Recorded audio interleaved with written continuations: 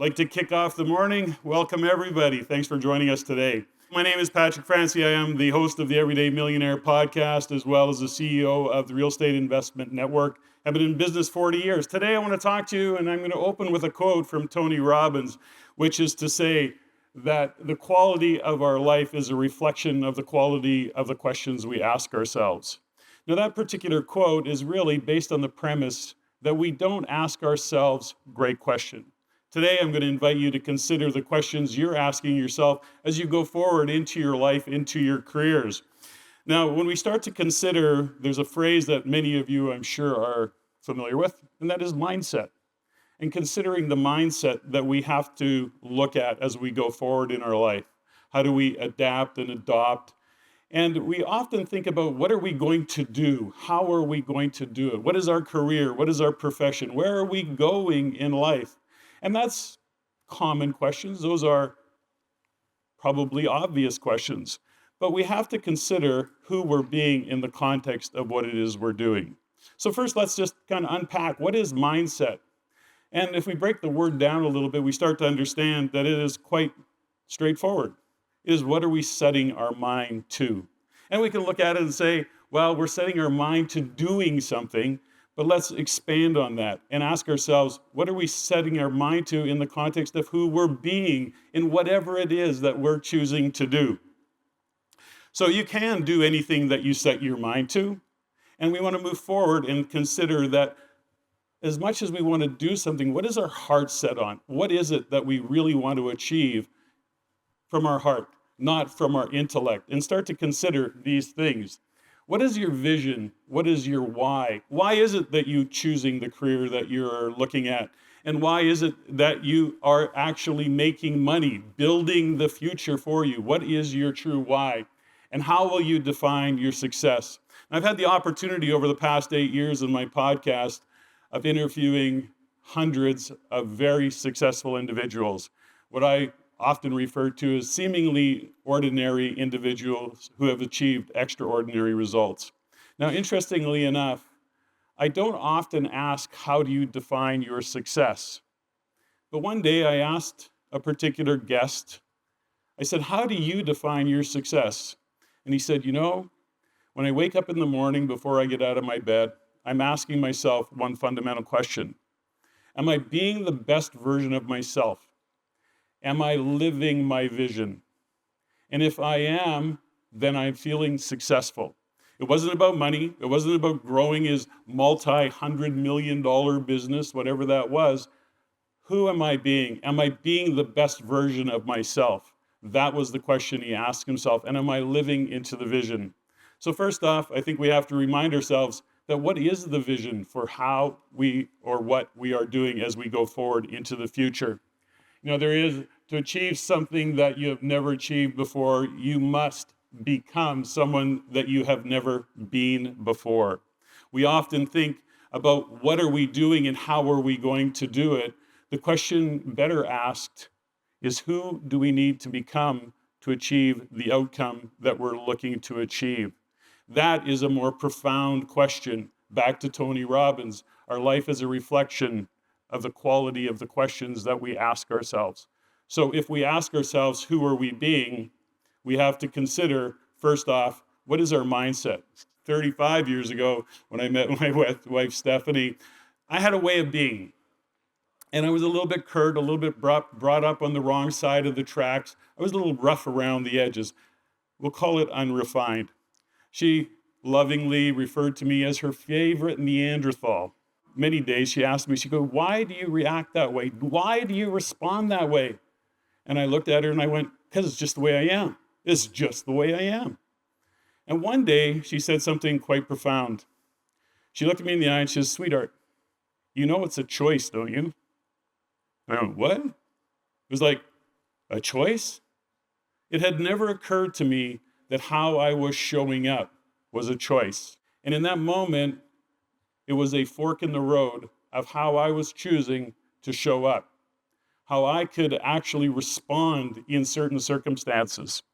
So when we get into the thought process of choosing, we hear terms like world-class, best in business, all-star. These are terms that we all hear about and maybe we aspire to achieve.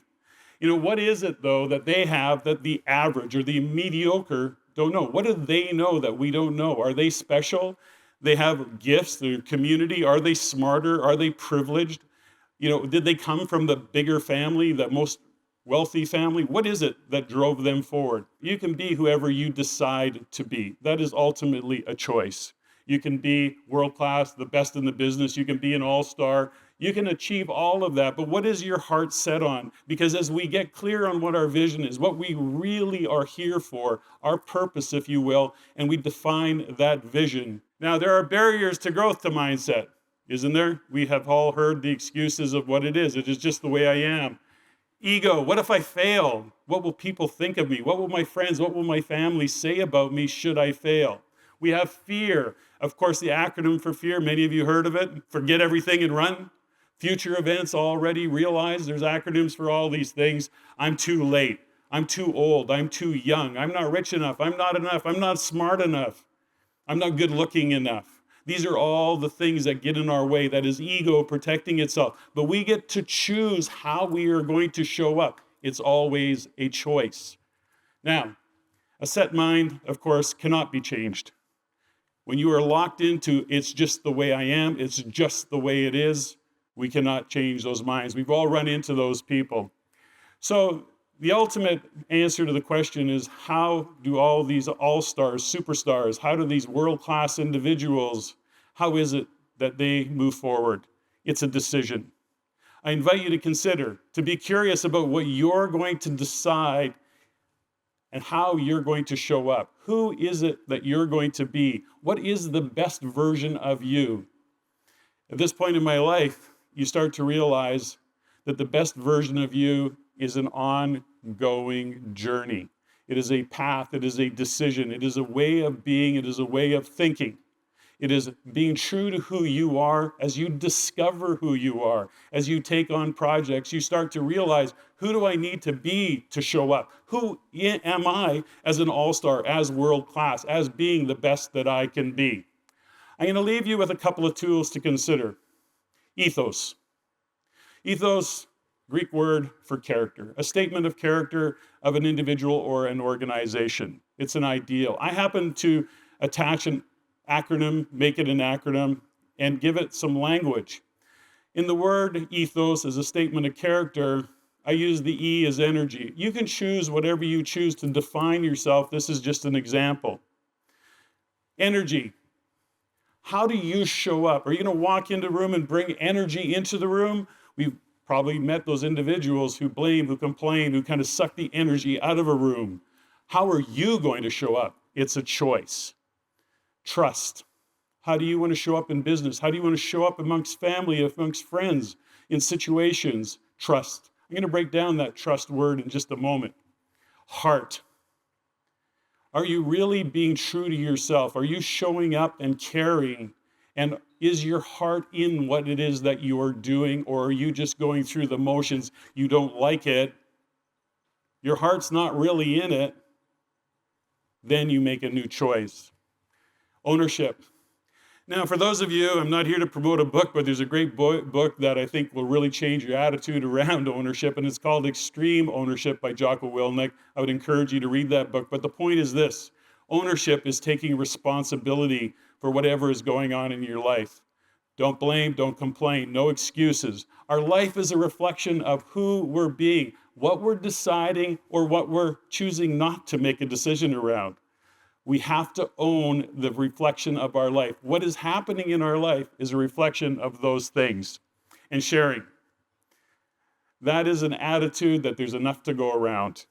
Are you holding your cards close to your chest saying, this is just for me? I don't want to share these ideas. Somebody else will take that idea and go with it. Or is there enough to go around? Can you actually see and have the attitude that there is, in fact, enough to go around?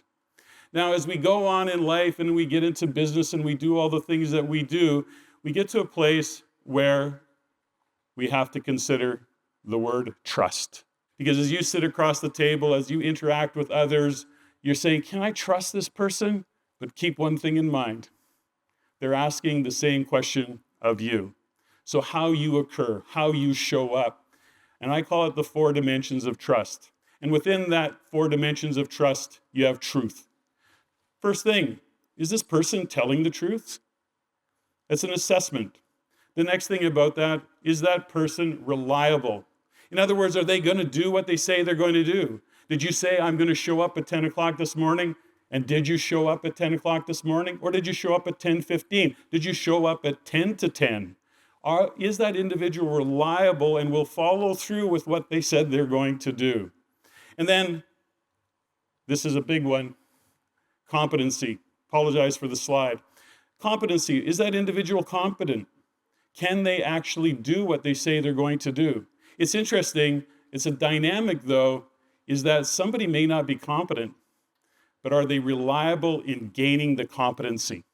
You know, Nicholas may have questioned himself. I don't know if I'm competent. Can I pull off this TEDx? But the one thing that Nicholas proved, he's reliable, that he will follow through and do what he is committed to doing. So he can be counted on as he goes on his journey of listening. And finally, it's about care. Because you can be telling the truth, you can be reliable, and you can be competent. But if that individual doesn't care, time to go. Time to shut it down. And that works on both sides of the table.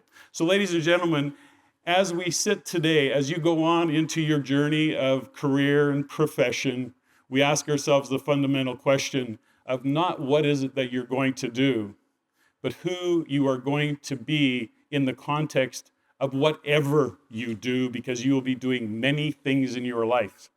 And that's the exciting part. But you choose how you show up. You choose how you occur.